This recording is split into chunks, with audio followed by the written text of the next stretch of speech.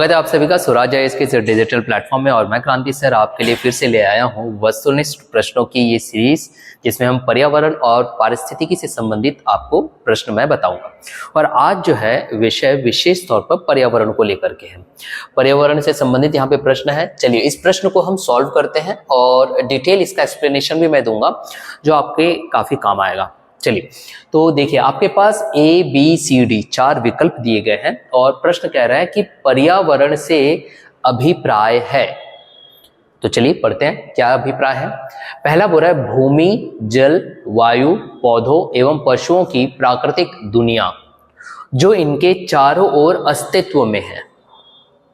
भाई तो ये तो पर्यावरण का ही भाग है। अगर आप पर्यावरण एक लेते हो, एनवायरमेंट जिसे हम इंग्लिश में कहते हैं, तो वो होता क्या है? भूमि मतलब लैंड, वहीं पर आपके पास जलमंडल दिखाई दे रहा है, आपको वायुमंडल दिखाई दे रहा है, आपको पादप मतलब कि पौधे दिखाई देते हैं, जंतु मतलब कि पशु एनिमल्स दिखाई देते हैं, और इन सब के बीच एक क्रिया संबंध होता है जो एक पारिस्थितिकी का भी निर्माण करता है, एक पर्यावरण के अंतर्गत आता है। तो आपका पहला स्टेटमेंट तो सही है। ठीक, दूसरा पढ़ते हैं।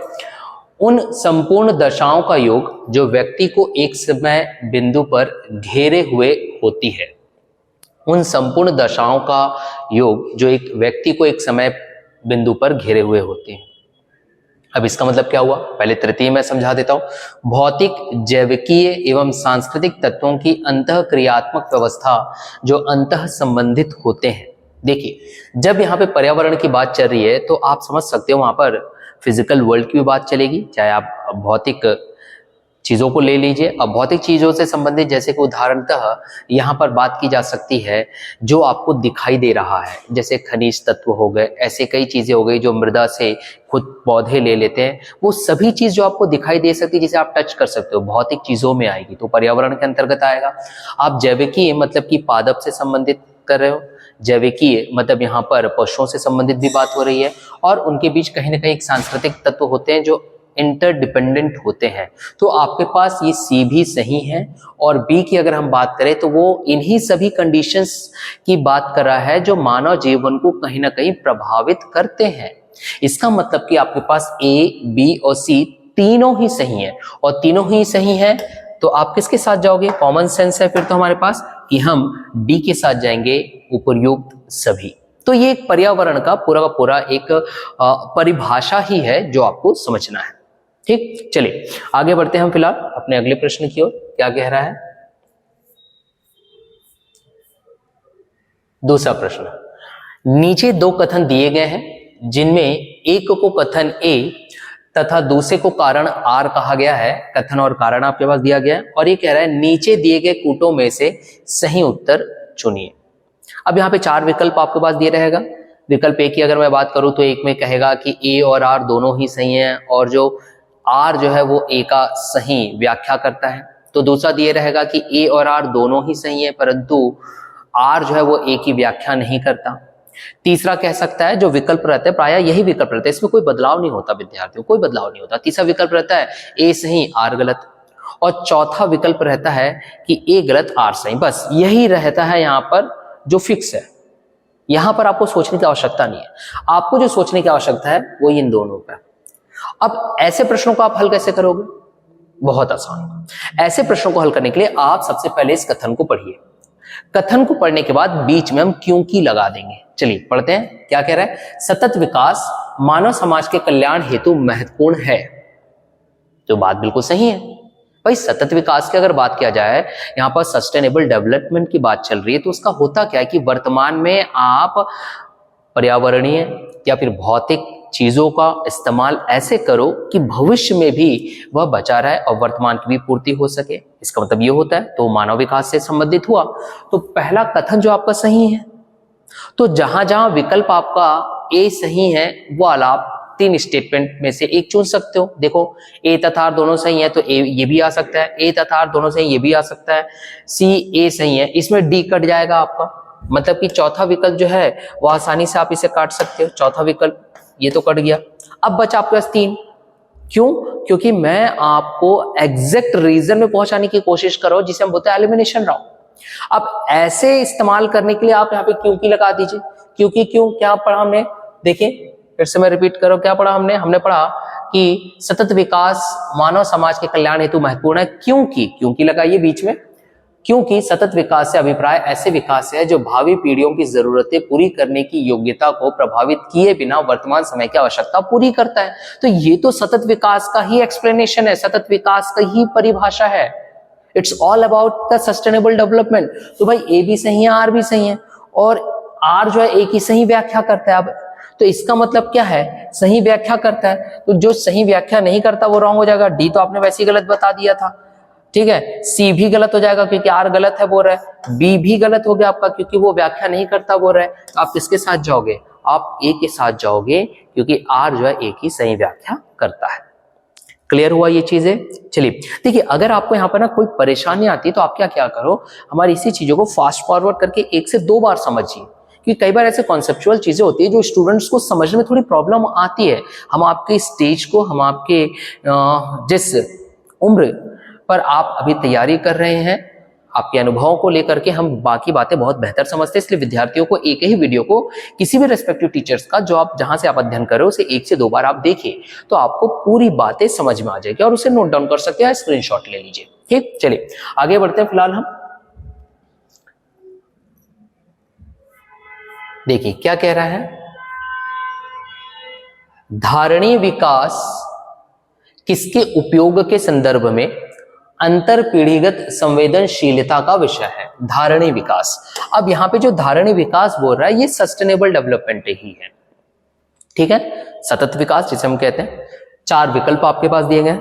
पहला प्राकृतिक संसाधन मतलब नेचुरल रिसोर्सेज बोल रहे हैं। सेकंड भौतिक संसाधन मतलब फिजिकल, जो आप देखते हो सुनते हो जिसे आप टच कर सकते हो। सी बोल रहा है औद्योगिक संसाधन, इंडस्ट्रियल रिसोर्सेज की बात चल रही है। और डी बोल रहा है सामाजिक संसाधन मतलब सोशल रिसोर्सेज की बात चल रही है।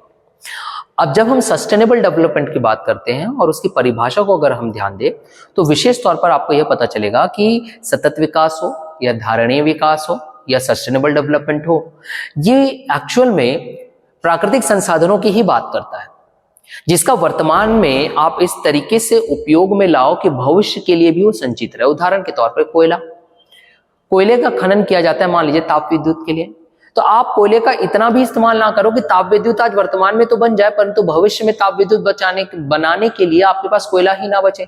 इसलिए आप देख लीजिए हाइड्रो इलेक्ट्रिसिटी पावर जनरेशन भी हो रहा है, मतलब कि जल विद्युत परियोजनाएं भी हमारी चलाई जा रही है।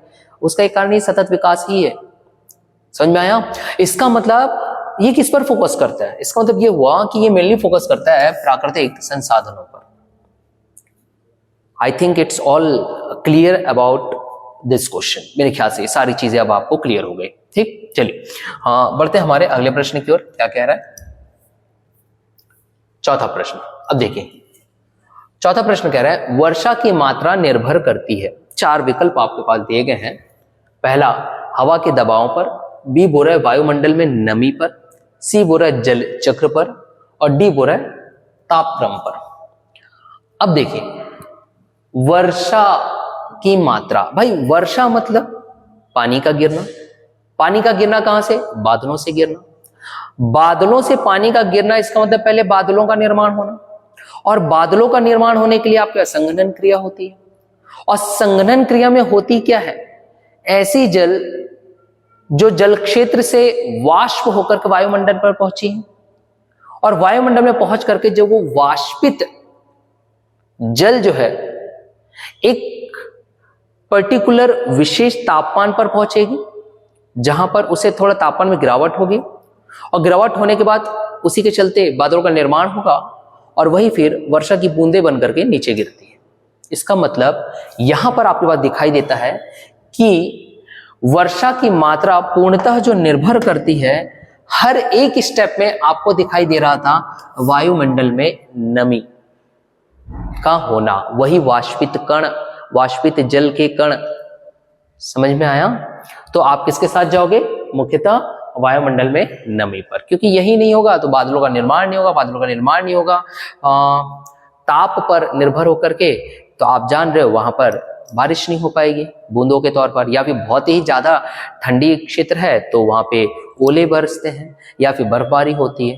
ठीक, चलिए तो ये था आपका 20 का विकल्प। बढ़ते हमारे अगले प्रश्न की ओर। क्या कह रहा है अगला प्रश्न? चलिए यहां देखते हैं। प्रश्न क्रमांक 5 ये कह रहा है यदि पृथ्वी पर पाई जाने वाली वनस्पतियां, वनस्पति मतलब पेड़ पौधों की बात चली, समाप्त हो जाए तो किस गैस की कमी होगी? 4 विकल्प आपके पास है, कार्बन डाइऑक्साइड, नाइट्रोजन, जलवाष्प और ऑक्सीजन। अब अगर आप शुरुआत के इन ए बी सी में अगर आप जाते हो, चाहे आप कार्बन डाइऑक्साइड की बात करो या नाइट्रोजन की बात करो, तो आप जानते हो कार्बन डाइऑक्साइड हो या नाइट्रोजन हो, ये तो ऐसे गैसें हैं जो मानव खुद एमिट करता है, खुद उत्सर्जित भी कर सकता है। भाई कार्बन डाइऑक्साइड आप श्वसन प्रक्रिया के दौरान आप क्या करते हो? कार्बन डाइऑक्साइड को लीव करते हो ना, छोड़ते हो। नाइट्रोजन की अगर मैं बात करूं तो कई ऐसे मानवीय क्रियाएं जहां पे आपके पास नाइट्रोजन बाहर निकल रहा है। रही बात जल वाष्प की, तो आप जानते हो अगर जल चक्र की अगर मैं बात करूं जहां पे सूर्य की एक अहम भूमिका होती है, वो जल क्षेत्र से पानी को वाष्पित करता है और वहां पर जल वाष्प बनता है। परंतु एकमात्र ऐसा विकल्प है, ध्यान दीजिएगा, वो डी है, ऑक्सीजन, जो बिना पौधों को आपको नहीं मिलेगा। क्यों? क्योंकि आप जानते हो सूर्य की उपस्थिति में पेड़ पौधे जो है भाई फोटोसिंथेसिस की क्रिया जरूर करते हैं जहां पे उनका भोजन का निर्माण हो रहा है, परंतु आप ये भी जानते हो कि पेड़ पौधे ही एकमात्र ऐसे हैं जो वायुमंडल से कार्बन डाइऑक्साइड को लेते हैं और ऑक्सीजन को छोड़ते हैं।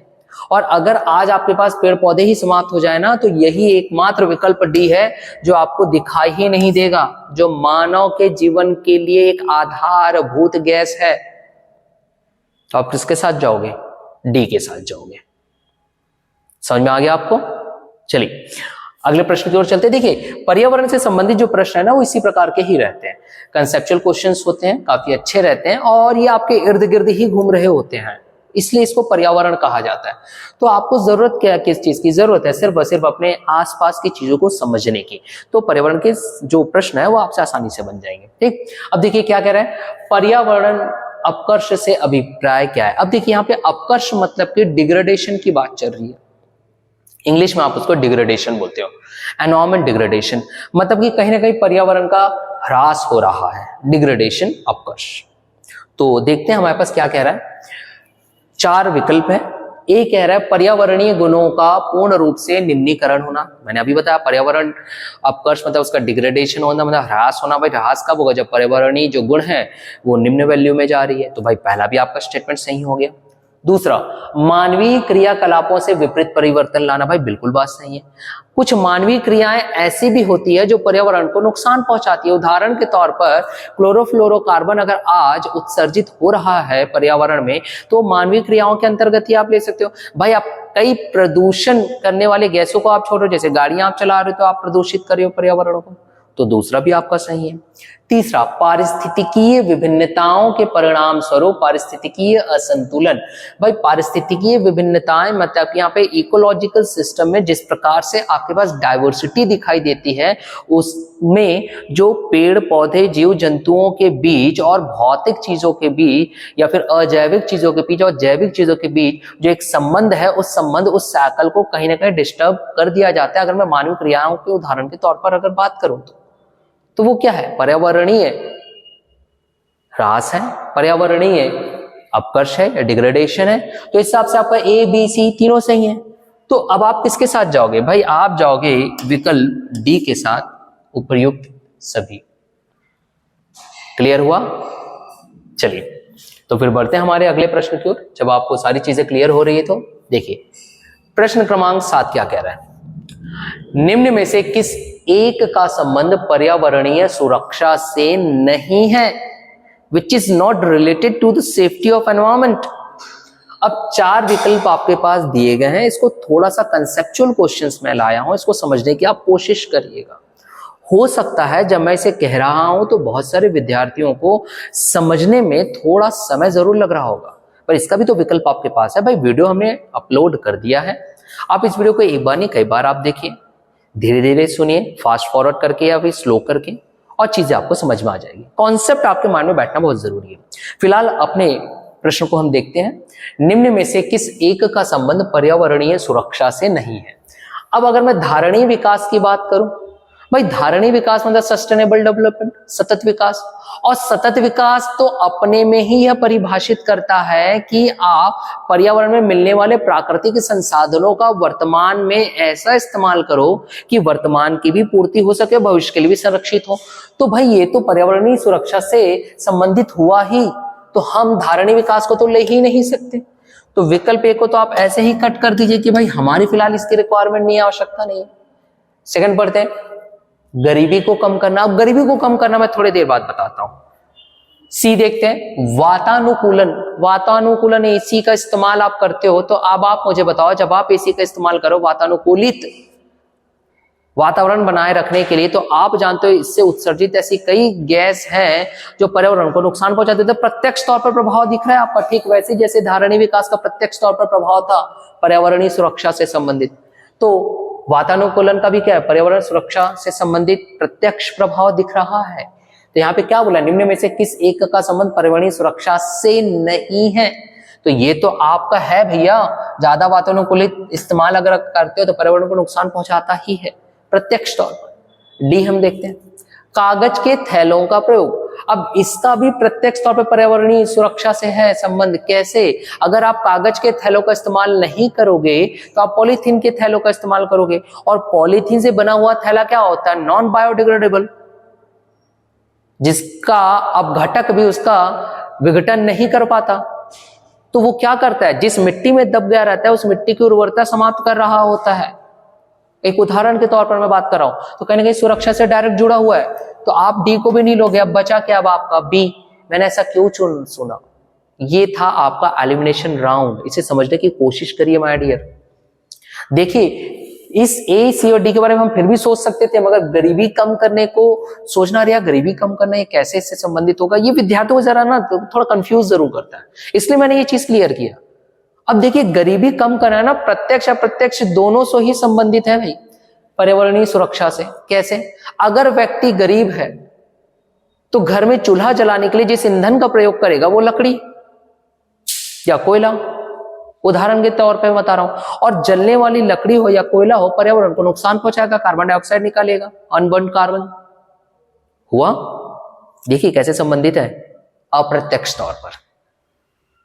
अप्रत्यक्ष तौर पर भी है भाई, अगर आप गरीबी कम कर देते हो और वो अमीर बन जाता है तो फिर वो एसी का इस्तेमाल करता है। देख लीजिए भाई, भले ही आप गैस चूल्हा इस्तेमाल करोगे खाना बनाने के लिए, मगर दूसरा विकल्प एसी भी तो ला रहे हो आप, तो फिर से आपके पास कहीं ना कहीं पर्यावरण को नुकसान पहुंचा रहे हो। तो गरीबी कम करना मतलब गरीबी शब्द जो है उसका प्रभाव पर्यावरण की सुरक्षा से प्रत्यक्ष भी है और अप्रत्यक्ष भी, दोनों ही है। तो आप किसके साथ जाओगे? विकल्प क्या बोल रहा था, निम्न में से किस एक का संबंध पर्यावरणीय सुरक्षा से नहीं है, मतलब प्रत्यक्ष नहीं है। धारणीय, वातानुकूलन, कागज ये प्रत्यक्ष है, मगर इसका कहीं ना कहीं हमको अप्रत्यक्ष दिखाई दे रहा है, इसलिए आप बी को सिलेक्ट करोगे और ये रहा उत्तर। मैं फिर से बता रहा हूं विद्यार्थियों, अगर पर्यावरण से संबंधित आज जो मैं प्रश्न बता रहा हूं, अगर यहाँ पर समझने में पहली बार ही समझने में अगर आपको प्रॉब्लम होती है, मैं भी आपकी उम्र में था, तो आप कई बार सुनिए इस चीज को, सभी चीजें आसान लगने लगेगी। चलिए अगला हम देखते हैं क्या कह रहा है। 8वां, धारणीय कृषि, सस्टेनेबल एग्रीकल्चर की बात चली, का अर्थ है, क्या अर्थ है? चलिए 4 विकल्प आपके पास दिए गए हैं। पहला बोल रहा है आत्मनिर्भरता, मतलब इंडिपेंडेंसी लाता है। भाई बात तो बिल्कुल सही है, आप एग्रीकल्चर में अगर आप एक अच्छा डेवलपमेंट करते हो तो आपकी आत्मनिर्भरता बढ़ती है, विशेष तौर पर खाद्यान्नों के क्षेत्र में, ये तो अच्छी बात है, सही है। फिर भी हम और विकल्पों को देखते हैं, क्योंकि सामने सतत डाल दिया ना, सस्टेनेबल। सेकंड बोल रहा है विश्व व्यापार संगठन के मानकों के अंतर्गत कृषि निर्यात तथा आयात कर सकना। ये बात सही है, अगर आपका एग्रीकल्चर या कृषि के क्षेत्र में एक अच्छा विकास होता है और मैं अगर वैश्विक स्तर के अगर व्यापार की बात करूं तो आयात और निर्यात करने में आसानी हो गई, तो दूसरा विकल्प भी आपके पास सही ही दिखाई दे रहा है। तृतीय, भूमि का इस प्रकार प्रयोग की उसकी गुणवत्ता अक्षुण्ण बनी रहे, मतलब कि अगर आप जिस लैंड पे कृषि कर रहे हो भूमि पर, उस भूमि का विशेष ध्यान आप ये दो। देखो भूमि खुद में प्राकृतिक संसाधन है और प्राकृतिक संसाधन का वर्तमान में ऐसे इस्तेमाल करो कि वर्तमान की पूर्ति हो सके, भविष्य के लिए संरक्षित हो। यही तो सतत विकास का परिभाषा है। और यहाँ पे सतत विकास के साथ सतत विकास एग्रीकल्चर या फिर कृषि के क्षेत्र में बोल रहा है, तो उसके लिए मुख्य प्राकृतिक संसाधन तो आपका जमीन ही है और भूमि को ही बचाने के लिए बोल रहा है। तो विकल्प सी हमें एकदम करेक्ट दिखाई दे रहा है, एकदम 100% एक्यूरेट दिखाई दे रहा है। डी फिलहाल पढ़ लेते हैं हम। कृषि प्रयोग हेतु अप्रयुक्त भूमि का प्रयोग में लाना, भाई ऐसे लैंड जो कि अभी कृषि योग्य नहीं है, हो सकता है बंजर हो, तो आप वहां पे उर्वरता उसकी बढ़ा करके आप उसका इस्तेमाल कर ले, ये भी बोल रहा है, ये भी एक पॉइंट सही आ रहा है। मगर जहां सतत की बात कही जाए वहां पर मतलब ही ये होता है कि प्राकृतिक संसाधनों का वर्तमान में ऐसा प्रयोग करना कि भविष्य के लिए भी बचा रहा, वर्तमान की पूर्ति भी हो जाए, तो उसके लिए बेहतर विकल्प आपके पास सिर्फ और सिर्फ सी दिखाई दे रहा है। इसलिए विद्यार्थियों आपको सी के साथ जाना होगा। देखिए कितना मतलब, आप अगर पर्यावरण के विषय को पढ़ो ना तो बहुत ही कंसेप्चुअल है। इस कॉन्सेप्ट को आप समझिए, अगर आप इसको समझ जाते हो ना स्वराज आईएएस के डिजिटल प्लेटफॉर्म में, तो यकीन मानिए शिक्षकों की मदद से आप अपने परीक्षा को निकाल सकते हो, और हमारा उद्देश्य भी यही है।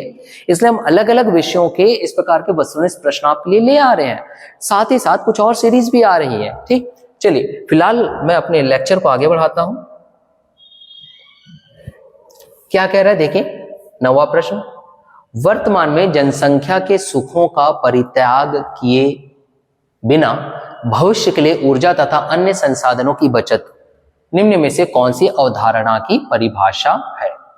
अब यहां देखिए, अवधारणा की परिभाषा है ऐसा वो कह रहा है।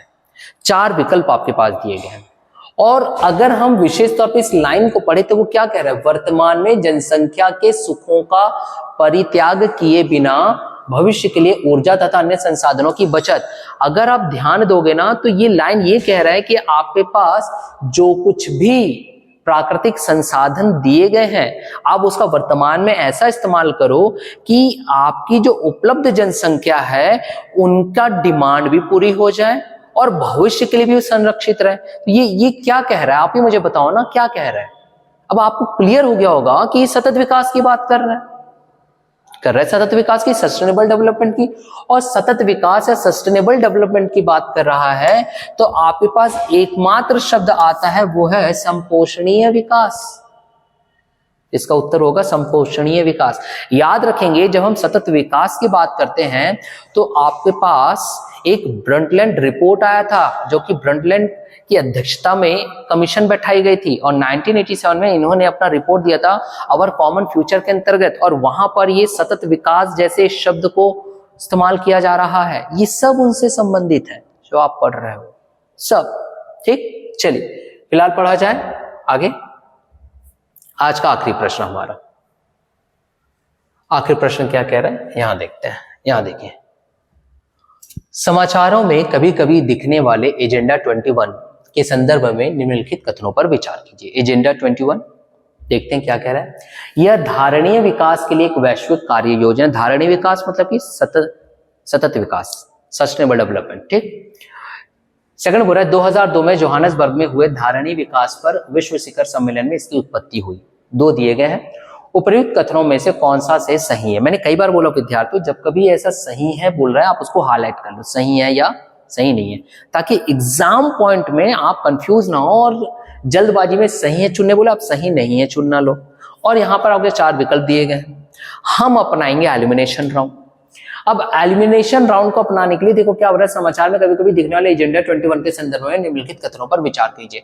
अब यहाँ पे जब एजेंडा 21 की बात चल रही है ना, तो आपको 1992 का रियो डी जेनेरियो मतलब ब्राजील में जो कन्वेंशन हुआ था, अर्थ समिट हुआ था, पृथ्वी सम्मेलन हुआ था, उसको आपको याद रखना पड़ेगा, क्योंकि उस पृथ्वी सम्मेलन में एजेंडा 21 की बात कही गई थी।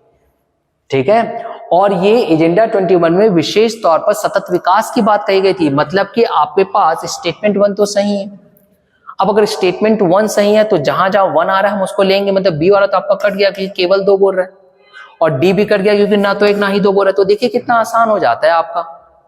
अगर आप किसे अपनाओ, अगर आप एलिमिनेशन राउंड को अपनाओ तो आप केवल 2 में चलते हैं, ए और सी के साथ बस। चलिए सेकंड स्टेटमेंट पढ़ लेते हैं। 2002 जोहान्सबर्ग में हुए धारणीय विकास पर विश्व शिखर सम्मेलन में इसकी उत्पत्ति हुई। अब जब हम जोहान्सबर्ग मतलब साउथ अफ्रीका की हम बात करें, वहां पे 2002 में जो सम्मेलन हुआ था, शिखर सम्मेलन, वहां पे एक्चुअल में बात कही गई थी, एक पॉलिटिकल अप्रोच की बात की जा रही थी, ताकि हम वहां को विकास को लेकर के कुछ डिक्लेरेशन वहां किया गया था politically, on the basis of politically. वहां पे सतत विकास वाली बात नहीं चल रही। ये सतत विकास वाली हम 1992 के शिखर सम्मेलन रियो डी जेनेरियो वाली बात लेते हो, तो आपका सेकंड स्टेटमेंट तो रॉन्ग हो गया।